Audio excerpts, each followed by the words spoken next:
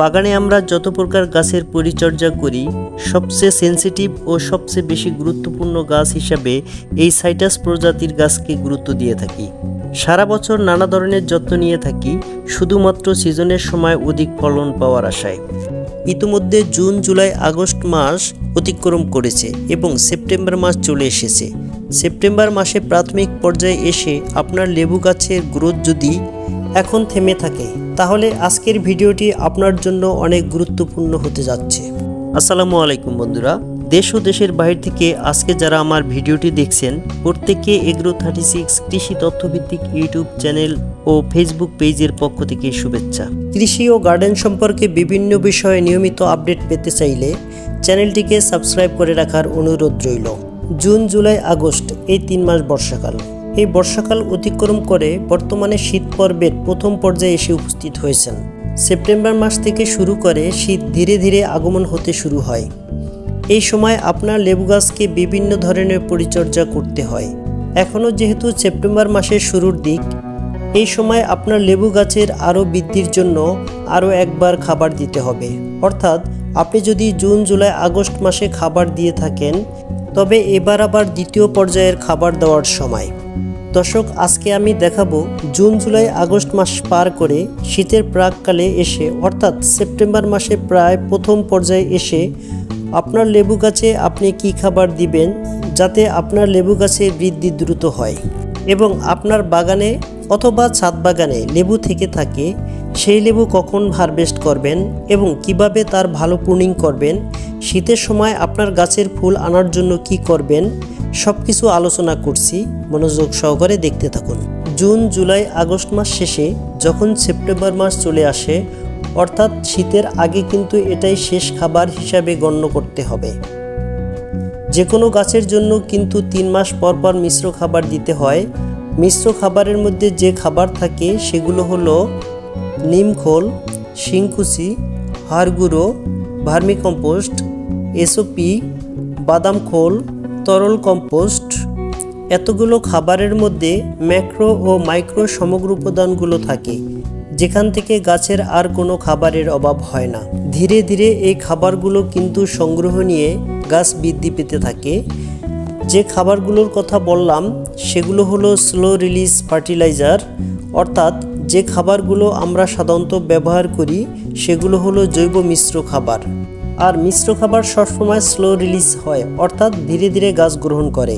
দর্শক, আমার বাগানের সেপ্টেম্বর মাসের প্রথম সপ্তাহে এসে দেখুন আমি খাবার দেওয়ার প্রথম পর্যায়ের কাজ শেষ করে ফেলেছি। আপনারা দেখতে পাচ্ছেন আমার গাছের গোড়ায় কিন্তু আগাছা আছে। এই গাছের গোড়া কিন্তু ডরমেন্সি, অর্থাৎ ফুল আসার আগ পর্যন্ত পরিষ্কার করব না। এরপরে শীতের সময় আপনার গাছকে চরমভাবে পানির কষ্ট দেওয়া দরকার। পানির কষ্ট না দিলে কিন্তু আপনার গাছে ফুল আসবে না। এরপর আপনার গাছে কিন্তু ফলও পাবেন না। তাই সব চেষ্টা যেন ব্যর্থ না হয়, তাই এখন থেকে আমি সমগ্র পরিচর্যা আদা জল খেয়ে করেছি। এই জন্য আপনাকে যে বিষয়টি দেখতে হবে তা হলো গাছের গ্রোথ। গাছে যদি সঠিক গ্রোথ না থাকে তাহলে কিন্তু আপনি গাছে ফুল ও ফলের আশা করতে পারবেন না। তাই প্রথমে আপনার গাছের গ্রোথের দিকে নজর দিতে হবে। বাগানে বা ছাদ বাগানে লেবু গাছের গ্রোথ যাতে হয় তার জন্য প্রতি 3 মাস অন্তর অন্তর আপনার বাগানে বা ছাদ বাগানের লেবু গাছের খাবার দেওয়া আবশ্যক। এই আবশ্যকতা থেকেই যদি আপনি আপনার বাগানের পরিচর্যা ঠিকঠাকভাবে করে থাকেন, দেখবেন সিজনের সময় আপনার বাগানে লেবু গাছে প্রচুর পরিমাণে ফুল আসবে। পাশাপাশি আপনার বাগানের লেবু গাছগুলোকে দ্রুত বৃদ্ধি করার জন্য আপনাকে কিন্তু এই মিশ্র খাবারের সাহায্য নিতেই হবে। বাগানে এই মিশ্র সারের গুরুত্ব কতটুকু যারা বাগান করেছে তারাই শুধু জানেন। বন্ধুরা, তাই এই সময় এই জৈব মিশ্র খাবার দেওয়ার প্রক্রিয়া আপনাকে শেষ করতেই হবে। কারণ আপনি যদি সেপ্টেম্বর মাসে খাবার দেন, আবার 3 মাস পর অর্থাৎ অক্টোবর, নভেম্বর, ডিসেম্বরের পর জানুয়ারি মাসে ফুল আসা শুরু করবে, তখন কিন্তু গাছে আর খাবার দেওয়ার প্রয়োজন পড়বে না। সেই মুহূর্তে গাছে খাবার দেওয়া ডিলে করতে হবে যাতে গাছে ফুল এসে ফল সেটআপ হয়ে যায়।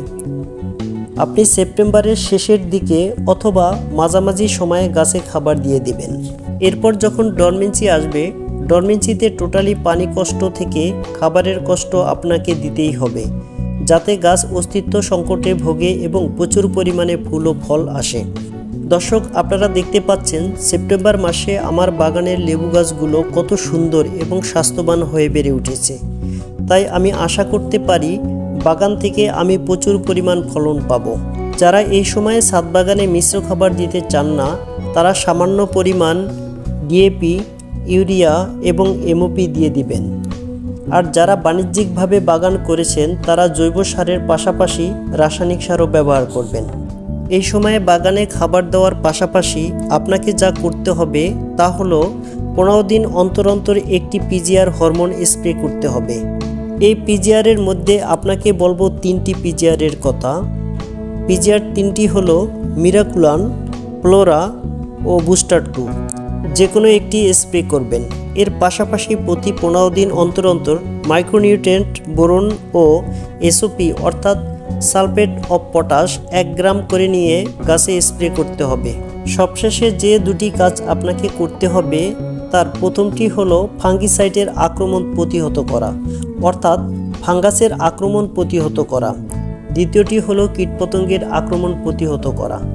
সাইটাস প্রজাতির প্রত্যেকটি গাছের প্রচুর পরিমাণে কীটপতঙ্গ এবং ফাঙ্গাসজনিত সমস্যা হয়ে থাকে।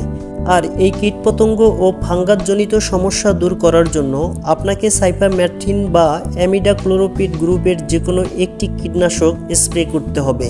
পাশাপাশি ফাঙ্গাসের জন্য সাপ, ম্যানসার, ওয়াটিস্টিন, রেডোমিল গোল্ড, অ্যামিস্টার টপ যে কোনো একটি প্রতি লিটারে 1.5 থেকে 2 গ্রাম নিয়ে গাছে স্প্রে করতে পারেন। অবশ্যই বিকেলে স্প্রে করতে হবে 15 দিন অন্তর অন্তর। সেপ্টেম্বর মাসে যদি আপনি এই ধরনের পরিচর্যা করেন তাহলে আপনার বাগানের গাছ হবে সুস্থ সবল ও রোগমুক্ত এবং ফলন হবে কয়েক গুণ বেশি। দর্শক, আজকের ভিডিওটি এই পর্যন্তই। ভিডিওটি ভালো লাগলে লাইক, কমেন্ট ও শেয়ার করবেন।